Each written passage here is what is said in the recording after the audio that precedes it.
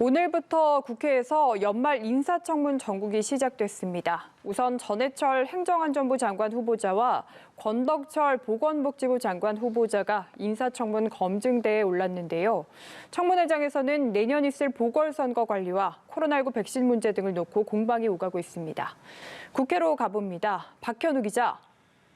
네, 국회에서는 인사청문 정국에 막이 올랐습니다. 첫날인 오늘은 전해철, 권덕철 두 후보자에 대한 인사청문회가 각각 행안위와 복지위에서 진행되고 있는데요. 우선 전해철 후보자, 민주당 소속의 3선 현역 의원이죠. 전 후보자는 친문으로 분류되는 현역 의원인데다 직전까지 국회 정보위원장을 지낼 정도로 중량감 있는 인사이다 보니 청문회를 무난히 통과할 것이라는 게 여권의 전망입니다.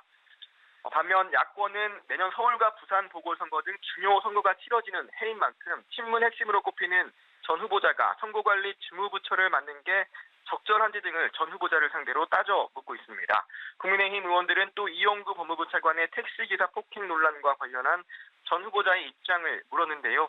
전 후보자는 이번에 논란이 된 법 적용과 관련해 법 개정 당시에도 논란이 많았다면서도 자세한 내용은 후보자로서 답하기 적절치 않다며 말을 아꼈습니다.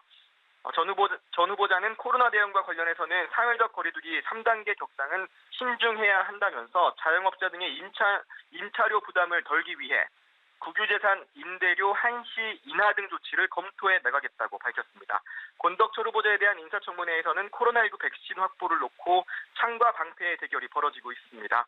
국민의힘 의원들이 백신 확보가 다른 국가에 비해 늦었다며 공세를 펴자 민주당 의원들은 불안감을 조장하지 말라면서 강하게 맞섰습니다.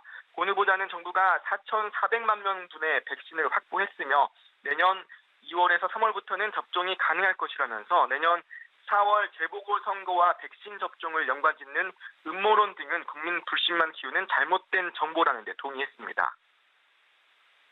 네, 이제 내일과 모레도 잇따라 인사청문회 정국이 이어질 예정인데요. 특히 내일 있을 변창흠 국토부 장관 후보자 청문회를 앞두고 여야의 분위기가 어떻습니까? 네, 야권은 변창흠 후보자의 지명 이후 문제가 됐던 변 후보자의 과거 발언들을 부각시키는 동시에 각종 의혹을 쏟아내며 부적격성을 강조해 왔습니다. 국민의힘 국토위 의원들은 조금 전 성명서를 내고 변 후보자의 과거 행적을 보면 제2의 조국, 추미애, 김현미 장관이 될 것이라면서 청문회장에 세울 수 없다고 목소리를 높였습니다. 그러면서 자진 사퇴와 지명 철회를 촉구했는데요. 정의당도 변 후보자의 과거 발언과 관련해 국민의 이해와 유가족의 용서가 전제돼야 장관 후보자로 인정할 수 있다면서 날을 세우는 상황입니다. 반면 민주당은 변 후보자의 과거 발언과 관련해서는 비판의 소지가 있다면서도 본인의 여러 차례 사과가 있었고 또 중대재해기업처벌법 등의 찬성 의견을 내는 등 노동자의 산업안전에 대한 제도개혁 필요성을 강조하는 후보자의 현재 생각도 객관적으로 평가해야 한다면서 변 후보자를 두둔하는 상황입니다. 내일 있을 변 후보자의 청문회에서는 관련 공방이 뜨거울 것으로 예상되는데요. 이어 모레 예정된 정영애 여성가족부 장관 후보자의 청문회에서는 성추행 의혹을 받는 고 박원순 전 서울시장과 오거돈 전 부산시장과 관련한 입장이 주요 쟁점이 될 전망입니다.